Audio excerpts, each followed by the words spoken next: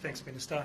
Yes, I do think it's important that we've expanded the testing criteria. We are increasingly going to focus on potential community transmission in those who haven't travelled internationally or who aren't close contacts of known cases. That's really important to get a proper understanding of how much community transmission there might be.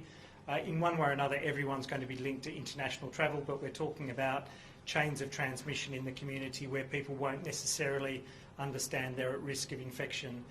But if we can focus on those with compatible symptoms, so cough, sore throat, runny nose, with or without a fever, and get them tested, then we'll be able to see how much community transmission there might be. That's an important measure to be able to isolate those individuals and to follow up their close contacts.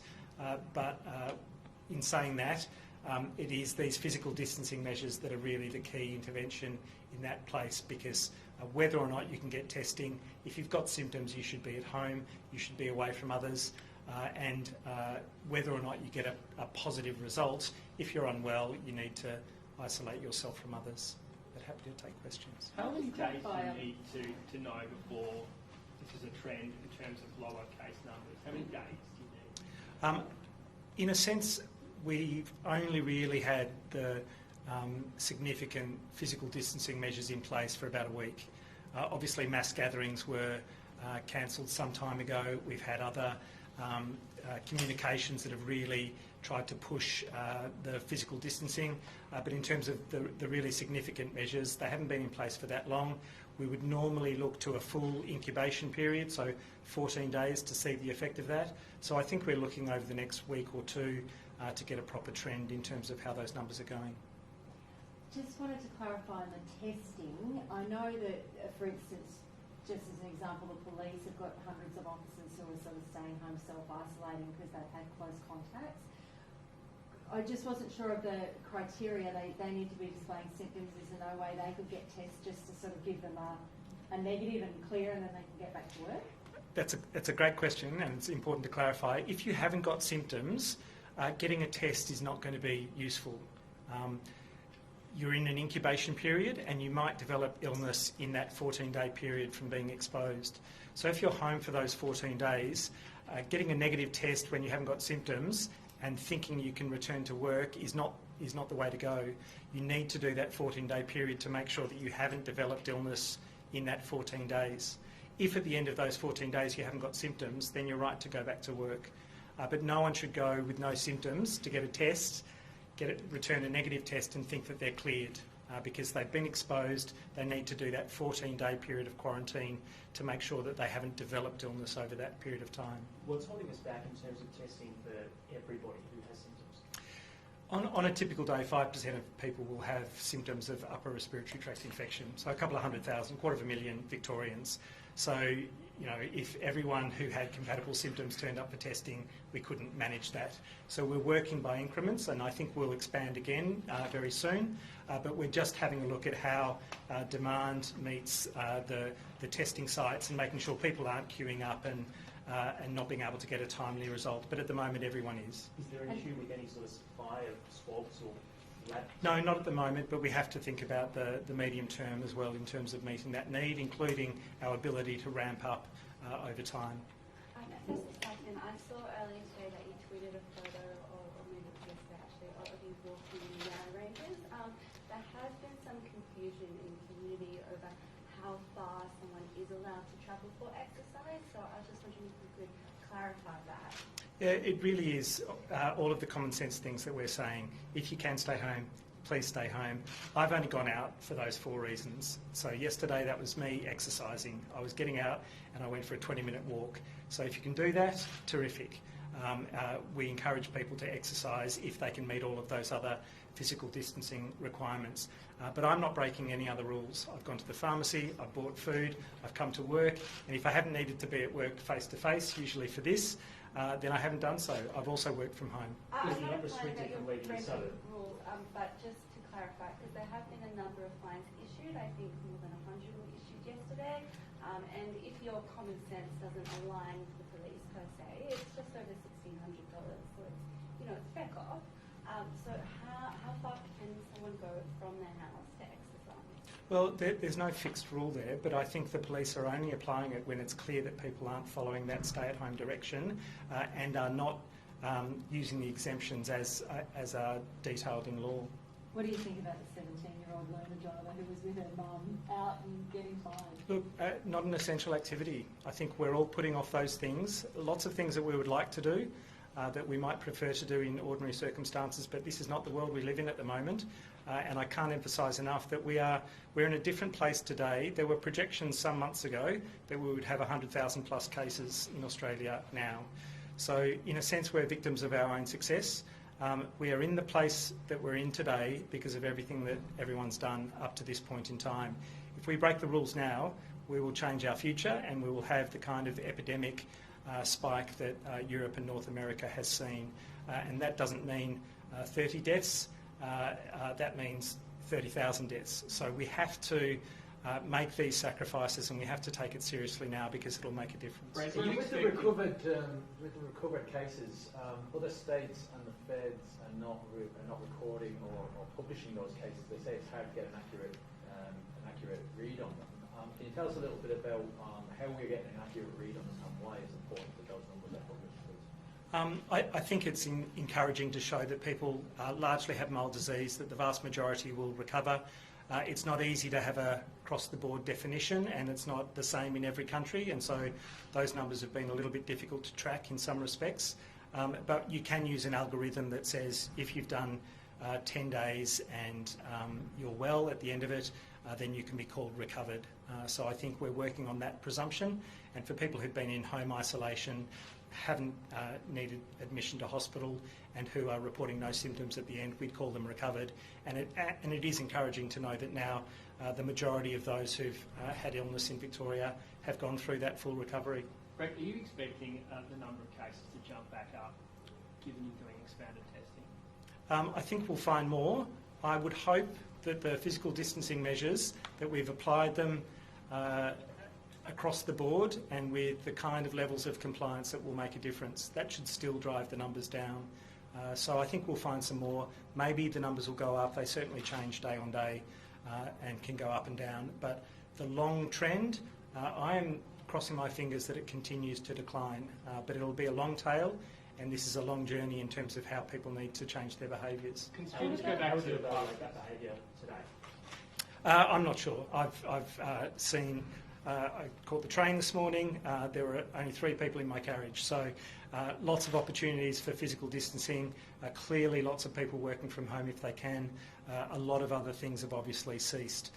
People are absolutely doing it tough, I recognise that, but it is allowing for that decreased close interaction between people. That is the very thing that is stopping this virus from transmitting. How worried are you about Easter? Look, I hope people also do the right thing over the Easter period. We are saying that you need to stay at home. Those public health directives still apply through the Easter period. If you have an ordinary home that is outside and your intention was to go there as a family, the same group who would be normally resident at your permanent place of residence, then the risk doesn't really change. But we are saying if you don't have to leave home, please don't leave home. We certainly don't want people going to communities and causing concern because they are not following the directives that we've laid out. If they're on the street, if they are engaged in activities in close proximity to other people, and they are seen by those host communities to be doing that, they will rightly be pointed out, and I think they would be unwelcome if they're doing that. But if they are going to an otherwise second home that they have booked for themselves, that is their ordinary residence, and they're not mixing with new groups of people, then that risk is manageable and acceptable. But a new mix of people, new bookings, they are not allowed, and people shouldn't be introducing that risk into those communities. Those communities in regional Victoria have a right not to have potential exposure to imported cases. So I know Airbnb is still taking bookings over Easter. Well, they shouldn't have taken bookings over the Easter period because the public health directive says stay at home. Can I just ask you about the man in his 50s? My understanding is that his family believes he might have contracted it from work. Is that what you believe as well? It's still under investigation, so I wouldn't like to speculate at this point in time. Did he have underlying health conditions? He did, yes, as is the case for most people who die or who require intensive care. That is a salient and tragic lesson for those who have chronic illness, that they really need to focus on protecting themselves wherever they are. He's the youngest person in Victoria so far. That's my understanding, yes. And the woman in her 80s, is there a reason that she wasn't at hospital? Did it come really quickly? Look, I think that's a private matter. Clearly, some people would choose to transfer to hospital. Others might want to be looked after at home. But I would urge anyone who's concerned about their worsening state or about respiratory symptoms to call Nurse on Call, to phone their GP, or if they're significantly unwell, absolutely to call 000. Are we any wiser on how the outbreak at the Alfred Blood Cancer Ward? Do we know how that happened yet?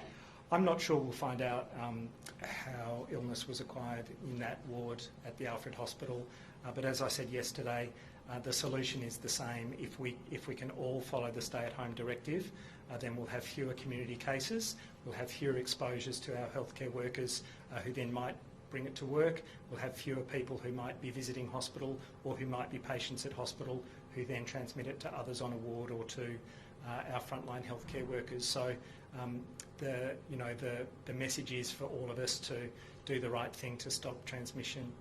The Alfred is undergoing a big ED expansion and a bit of a remodelling anyway.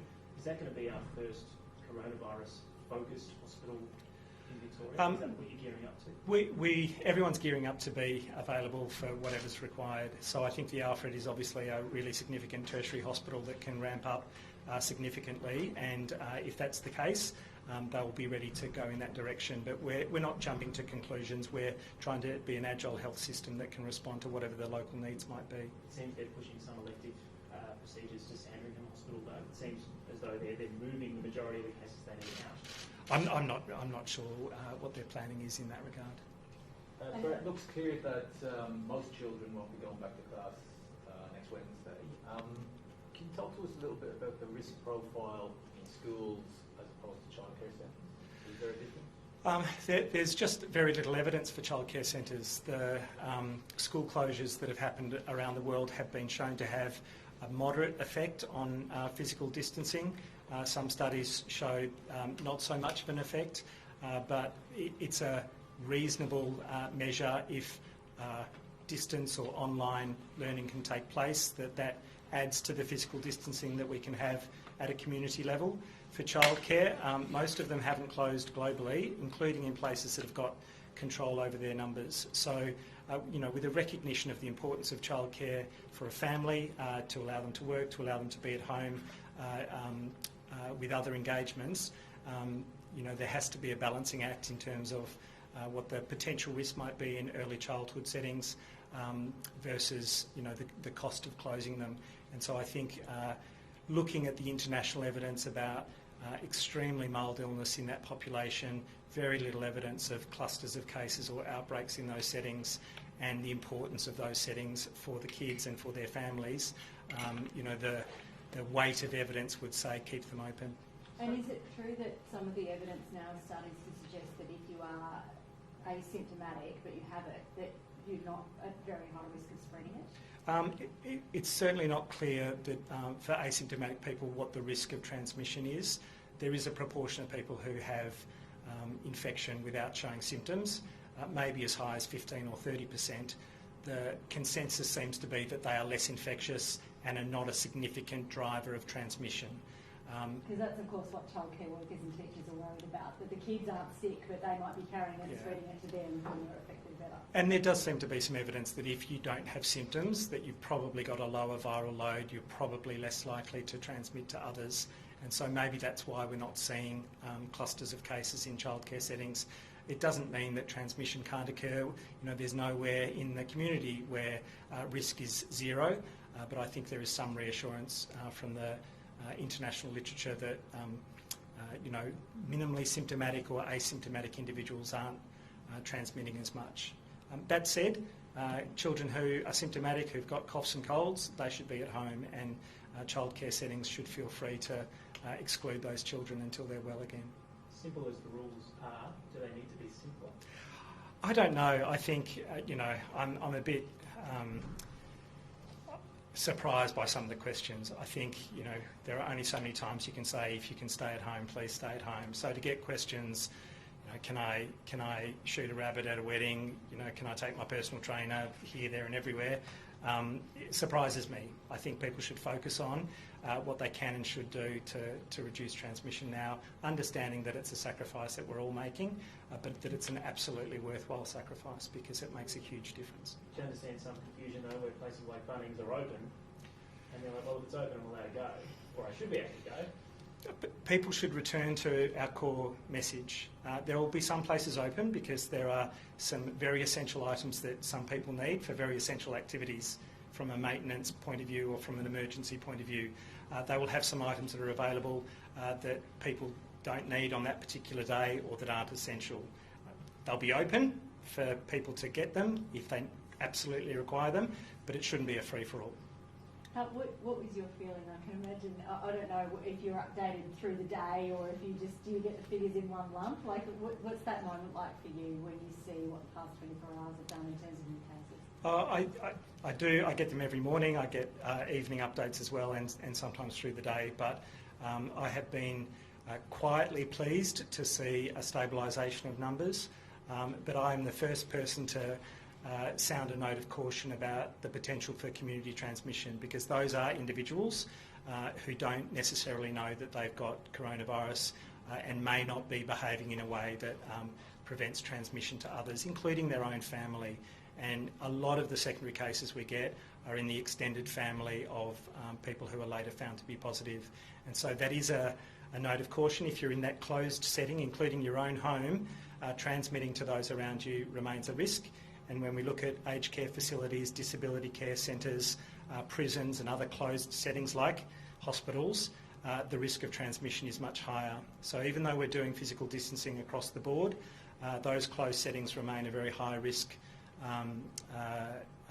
of transmission, you know, for people who are close by. A lack of protective equipment's been an issue for healthcare workers. I mean, are we getting closer to getting more in? Are we still being outbid overseas? What are we doing? I might let the Minister speak to that, but yeah, there are certainly millions that keep rolling in every week, so I think we're doing okay.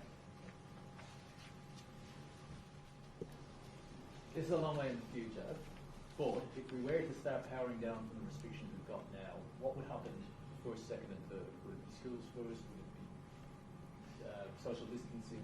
How would we go about it?